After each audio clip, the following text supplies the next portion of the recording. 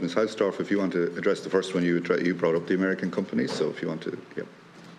Thank you, Keir. These measures would necessarily, in the bill, create a government-required partial boycott of Israel. Now, that would force American companies based in these countries, so based in Ireland, to violate federal anti-boycott laws. The background to this is that since 1977, with broad bipartisan support, federal law has banned American companies from, and I quote, complying with, furthering, or supporting any boycott fostered or imposed by a foreign country against a country which it does not itself is not itself the object of any form of boycott.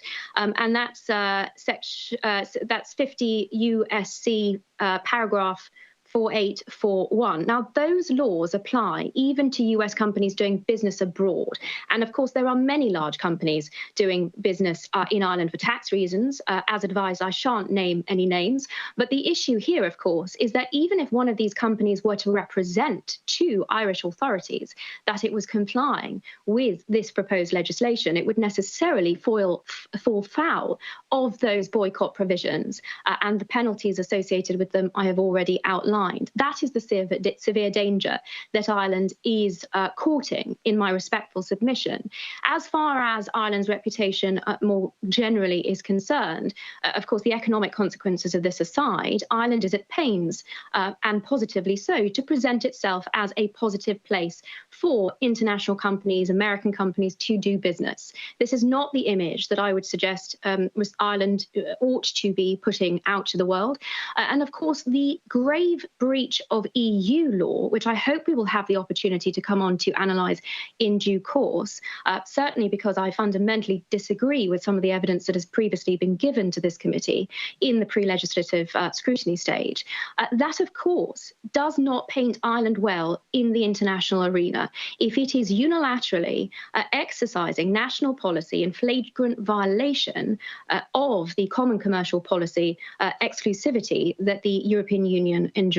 So for those two reasons, but of course many others, which I'm sure we'll come on to discuss, this will undoubtedly have a damaging effect on Ireland's reputation internationally. The second, Chairman, if I could just add two sentences to that is relevant, because it directly arises out of your hearings. What I was astonished to learn, well, I followed your hearings involving departmental officials, and I'm, like Natasha, familiar with the United States law, is both federal and state law creates huge difficulties for American companies operating in a state that boycotts a single state such as Israel. But what I was astonished to discover was, I think it was Mr. Cohen from the department who was asked appropriate questions by a member of the committee. He said two things were said.